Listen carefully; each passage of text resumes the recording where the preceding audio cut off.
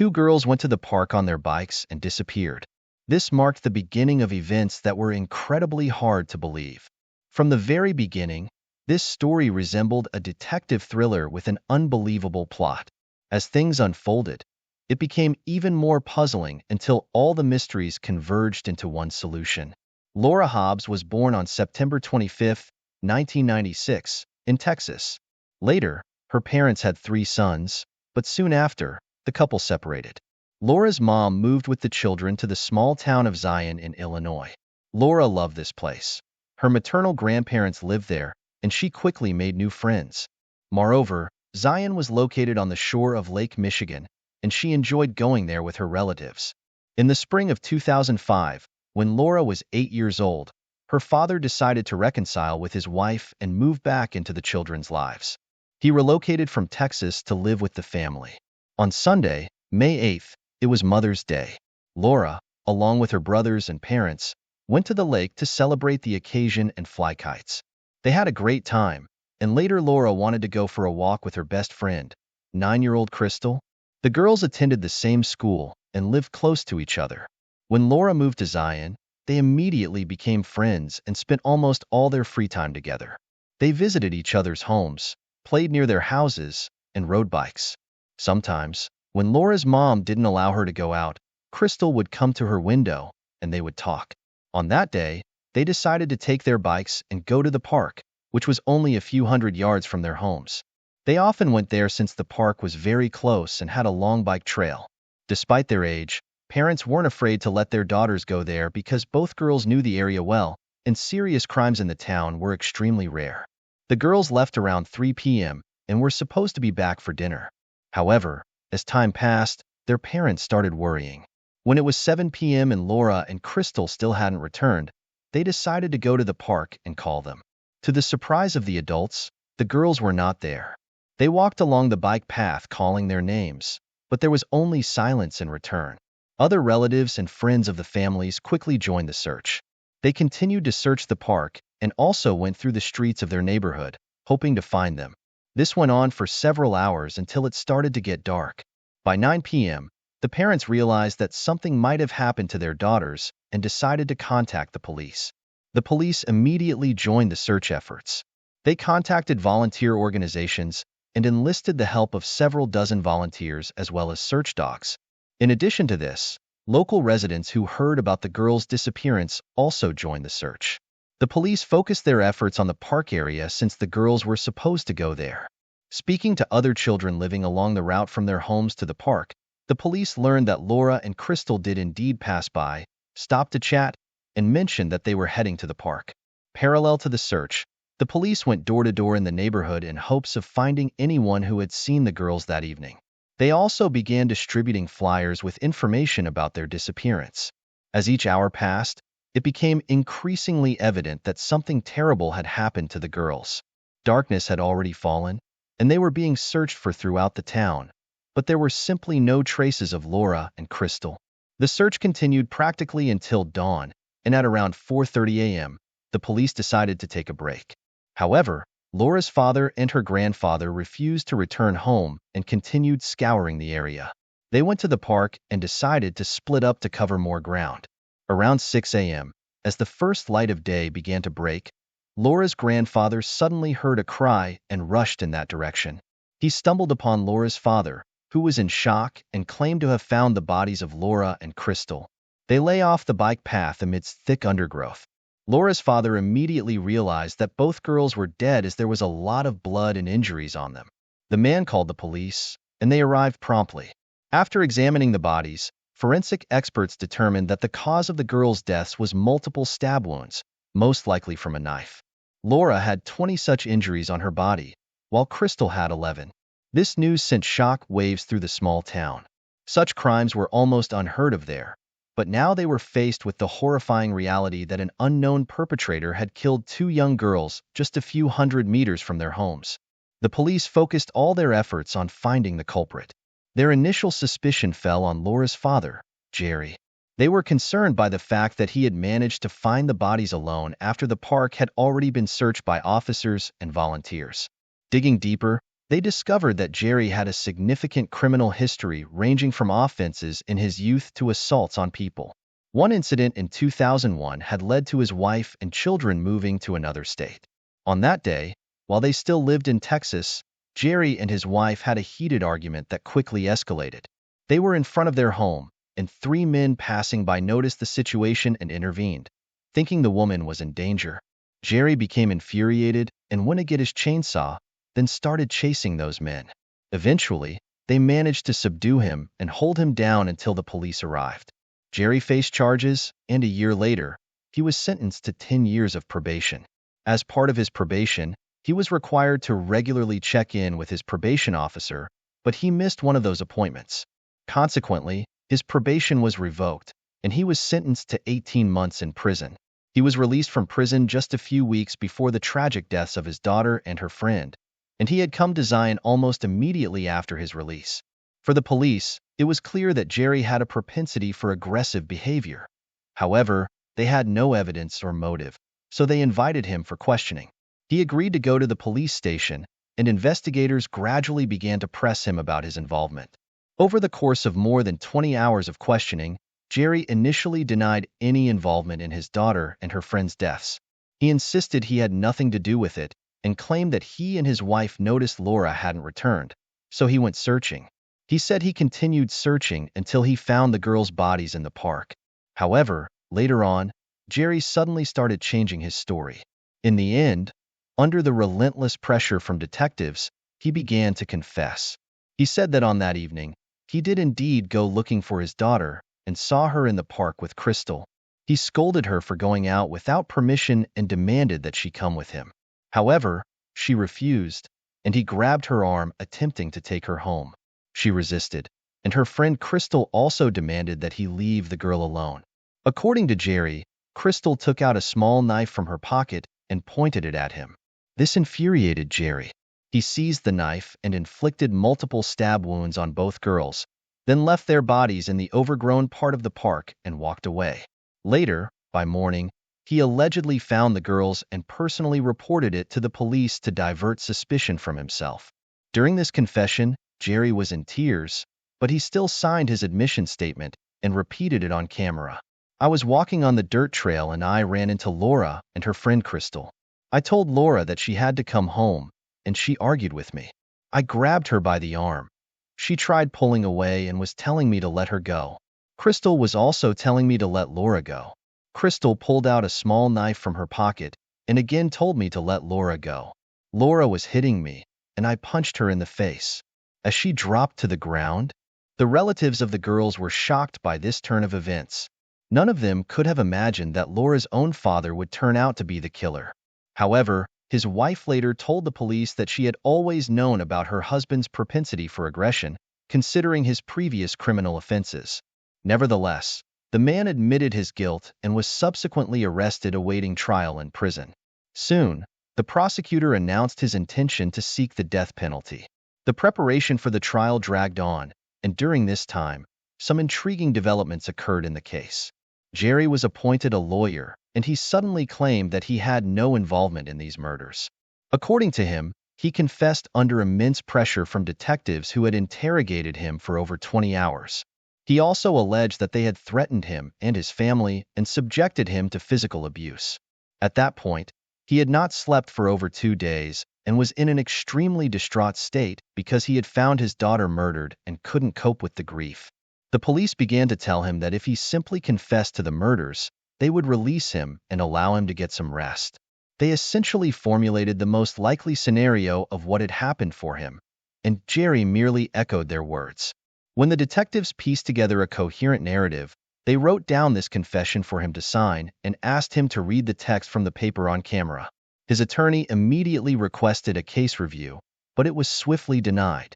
The prosecution argued that Jerry had confessed voluntarily and affirmed his statement on camera. Nevertheless, after retracting his confession, he had to go through a full-fledged trial with a jury, which prolonged his wait for several years. Following this, Jerry's lawyer discovered some significant details. Initially, he knew that there wasn't a single real piece of evidence against his client and decided to focus on searching for any leads. He found out that the medical examiners had not even thoroughly examined the bodies of the girls. They had conducted all the standard procedures like taking swabs, collecting debris from under the girls' fingernails, and so on. However, after storing these samples in the refrigerator, no one had considered analyzing their contents. The lawyer pushed to have all these pieces of evidence examined in an independent laboratory. The prosecution tried to obstruct his efforts, but he succeeded in his task.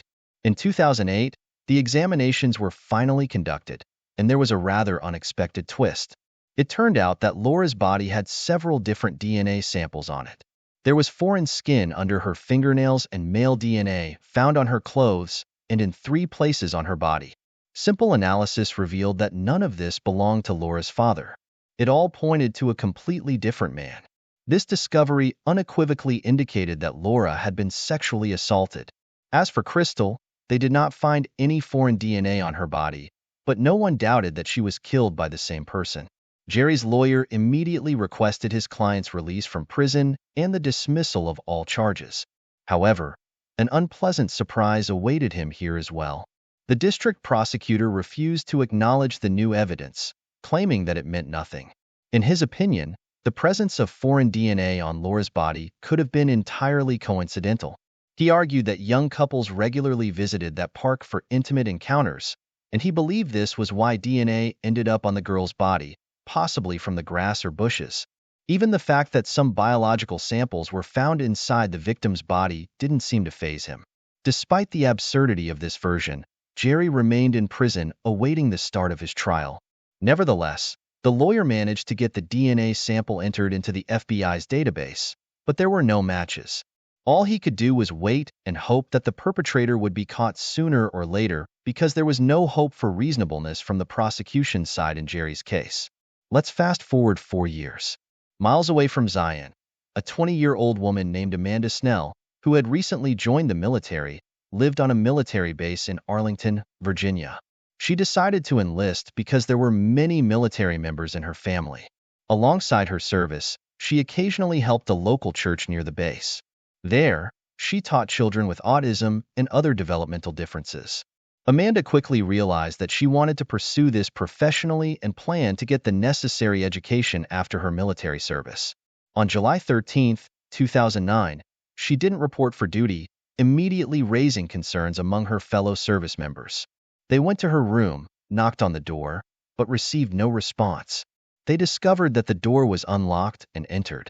The room was impeccably tidy. The bed was made and her belongings were neatly in place, but Amanda was nowhere to be found. Only after they opened the closet did they come across a horrifying sight. Amanda's lifeless body lay in an unnatural position with a pillowcase over her head. Initially, the medical examiners couldn't determine the cause of death, but they later concluded that Amanda died of suffocation. Her death had occurred over a day before her body was discovered. There were no signs of trauma on her body, and she had not been sexually assaulted. Investigators found that her laptop and tablet were missing from her room. When speaking with Amanda's parents, investigators learned an interesting fact. She suffered from severe headaches, and sometimes when the pain became unbearable, she would retreat to a dark room and put a pillowcase over her head. Considering that Amanda was found in her own closet with a pillowcase over her head, detectives speculated that what happened might have been a dreadful accident. Nonetheless, they didn't rush to dismiss the murder theory. In front of her closet, they found a trace of a man's shoe but couldn't establish its ownership. Consequently, the investigation remained open and investigators continued searching for a potential suspect. In February 2010, a 26-year-old woman from Arlington exited the metro station and headed towards her boyfriend's home. In the middle of the street, an unknown man approached her, showed a gun, and demanded she get into his car. Despite the assailant grabbing her arm and brandishing a knife, the woman managed to break free. She threw her purse as a distraction and fled toward her boyfriend's house. Upon hearing her cries, he and his friends rushed onto the street and called the police. By the time they did, the assailant had already fled. Nevertheless, the woman could provide a detailed description of his appearance. She also remembered the model of his car, a beige Dodge Durango. Based on the victim's description, a composite sketch of the suspect was created and the police began their search. 2 weeks later, on February 27th, two women from Arlington were returning home after spending the evening with friends when they stood at their doorstep. An unknown man approached from behind, brandishing a gun, and demanded their wallets. After the women informed him they had no money, the assailant forced them inside the house and bound their hands. At one point, he left the room and one of the women managed to free her hands. She grabbed a phone and dialed 911. However, the man swiftly returned, snatched the phone, and smashed it against the wall. Subsequently, he grabbed one of the women, took her out to his car, and drove away. After covering some distance, he assaulted her, taped her head with duct tape, and strangled her with a scarf until she lost consciousness. She later regained consciousness in the snow by the side of the road. When passersby found her, she was taken to the hospital where the police promptly arrived. The woman provided them with a description of the attacker and mentioned the model of his car, a beige Dodge Durango. Remarkably, just 2 hours before this attack, another woman had reported to the police that a man matching the same description and driving the same type of car had approached her on the street. He had attempted to coerce her into his vehicle, but she had used her stun gun on him and managed to escape. Investigators realized that they were dealing with a serial and highly dangerous criminal right in their midst. They focused their efforts on the vehicle as it was easier to trace through databases. The police visited all owners of such cars and soon, they got lucky during the inspection of one of these vehicles. They discovered a student ID belonging to the same woman who had been left to die in the snow, along with her earring inside the car. They also found the same type of tape used to bind her head and a stun gun. The owner of the car turned out to be a 21-year-old named Jorge Ayla Torres, who was serving in the military at the very base where Amanda Snell's body had been found several months earlier. Moreover, he lived in the same building as her, just a few floors below. During the search of his room, investigators found a pistol he had purchased less than a month ago, along with numerous rounds of ammunition. On his computer, they discovered a significant amount of explicit videos depicting violence and cruelty. Some of these videos featured women who were unconscious. Photos of Torres, along with pictures of other men, were shown to all three women who had been attacked. They all unanimously identified him, remembering his face well because during the assaults he didn't even attempt to conceal it. Following this, Torres was arrested and placed in custody pending trial. Investigators suspected him of kidnapping one woman and assaulting two others, which seemed likely given the evidence. However, they faced another problem when they began to suspect Torres of Amanda's murder. There wasn't a single piece of evidence linking him to the crime, so detectives devised a clever plan.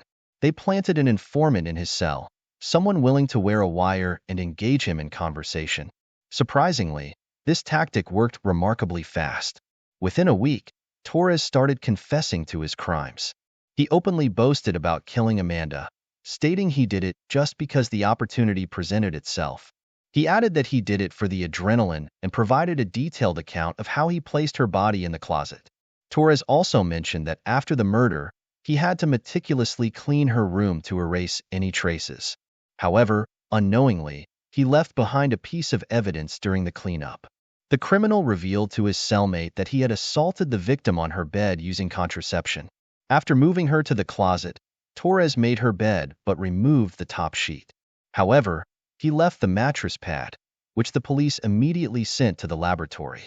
There, experts found a tiny sample of DNA that matched Torres's DNA perfectly. Furthermore, Torres let slip to his informant that he had a pair of Nike sneakers that he kept in his car. Crime scene analysts seized the shoes and compared the sole pattern to the footprint found outside Amanda's closet. The sole pattern was an exact match. As a result, Torres was formally charged with murder and remained in custody awaiting trial. Meanwhile, a sample of his DNA had been uploaded to the FBI's database. Several weeks after the sample was added to the database, local investigators got a perfect match between Torres's DNA and the DNA samples found on Laura's body. What followed was even more astonishing. It turned out that Torres was originally from Zion and was friends with the older brother of the second murdered girl, Crystal. This connection confirmed that both Laura and Crystal knew Torres, a fact corroborated by other kids in the area at the time of the girls' deaths. Torres was just 16 at the time, and the police hadn't considered him a suspect at all. They were solely focused on Laura's father, who had spent 5 years in jail awaiting trial. Once the DNA match was found, Jerry's attorney demanded his client's immediate release and the dropping of all charges. This time, the prosecutor couldn't argue against it, as the discovery of Torres's DNA on Laura's body eliminated the possibility of her father's involvement. After his release, Jerry announced his intention to sue the police and authorities for coercing a false confession from him and making him spend 5 years in imprisonment. They quickly realized they had no chance of winning this case and, in the event of a loss, would be held accountable for their misconduct and incompetence. So, they offered him a settlement, which he accepted, receiving nearly $8 million. As for Torres, the legal process in Virginia concluded 4 years after his arrest. He refused to admit guilt, but the jury unanimously found him guilty. He was sentenced to death for Amanda's murder and for the attempted abduction of 2 other women. For the kidnapping of a third, he received 5 life sentences plus 168 years in prison. Immediately after this, he was extradited to Illinois, where the trial for the murders of Laura and Crystal began. Initially, he denied his guilt, and his lawyer tried to argue that the DNA found on the victims wasn't enough to prove his client's guilt. However, Torres was eventually presented with a deal. He was already facing the death penalty, and even if that were delayed for decades, as it often happens, he would never walk free. So, the criminal agreed to confess to the murders in exchange for an additional 100 years in prison and a transfer to a different facility, as he felt his life was in danger at his current one. The terms of the deal didn't require him to reveal all the details. It was sufficient for him to admit to the killings. As a result, Torres remains behind bars awaiting execution, which has yet to occur. As for the police officers who coerced Jerry into signing a false confession, none of them faced any consequences. Jerry himself couldn't fully return to a normal life. He began using drugs and was arrested for resisting arrest, subsequently escaping from custody and receiving a 2-year prison sentence. He also couldn't reunite with his family and chose to live in Texas. After his release, he gave an interview where he admitted that the coerced confession had irreparably damaged his life. When asked why he had agreed to the confession, he said, "I found my daughter dead. They didn't even need to try to break me. I was already broken." Finally, it's worth adding that the local police and the county prosecutor's office received well-deserved criticism from national media and the public. If they hadn't fixated on a single suspect but instead conducted a thorough investigation, they would have had a much better chance of catching the criminal much earlier. Instead, they inadvertently allowed him to kill 1 woman and attack 3 more. And these are only the cases we know of. Alright guys, thank you for watching. If you enjoyed my video, please share your thoughts on this story and don't forget to like and subscribe to the channel. Your support means a lot to me. Thank you.